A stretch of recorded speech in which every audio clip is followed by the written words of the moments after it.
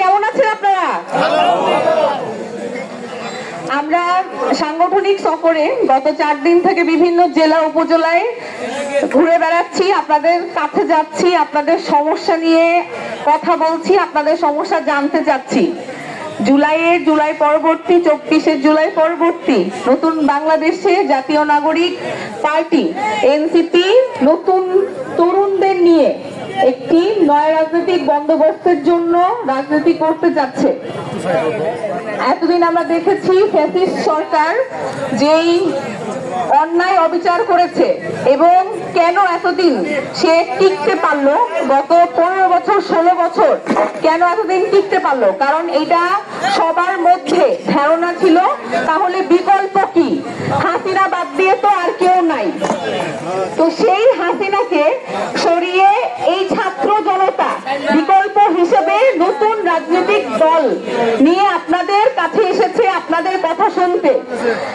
আমরা নির্বাচনের আগে আসিনি, আমরা আপনাদের কাছে ভোট চাইতে আসিনি, আমরা আপনাদের সাথে নিয়ে সামনের পথ চলা চলতে চাই, আপনাদের কথা শুনতে চাই, জানতে চাই, যেন আমাদের মূলনীতি আপনাদের কথাই হয়।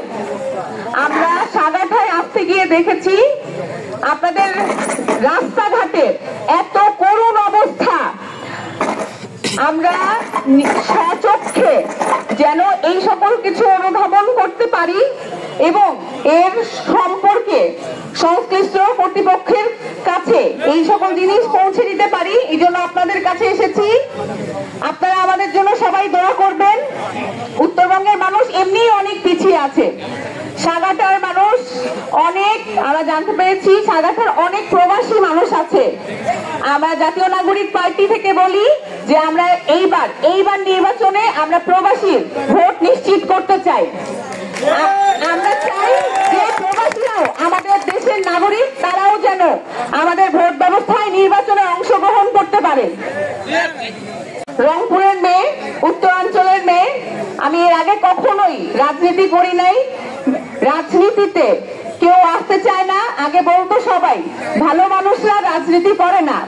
আমরা সেই জায়গা থেকে নয়া রাজনৈতিক বন্দোবস্তে জুলাই পরবর্তী নতুন বাংলাদেশে, যেখানে একটি দেশের অর্ধেকের শতাংশ জনগণ নারী, সেই জায়গা থেকে আমরা নতুন নেতৃত্বের জায়গা থেকে নারীরা উঠে আসতে চাই।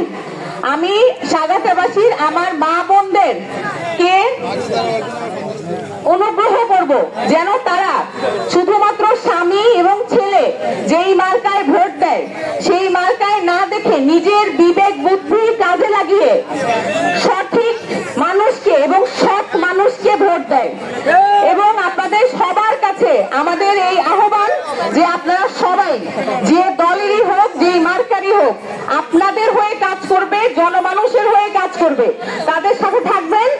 ভালো মানুষ সামনে আসলে বাংলাদেশ এগিয়ে যাবে, গাইবান্ধা এগিয়ে যাবে, সাগাঠা মানুষ এগিয়ে যাবে। আমাদের জন্য সবাই দোয়া করবেন। ইনকিলাব জিন্দাবাদ। ধন্যবাদ সাদিয়া ফারজানা দিনাকে।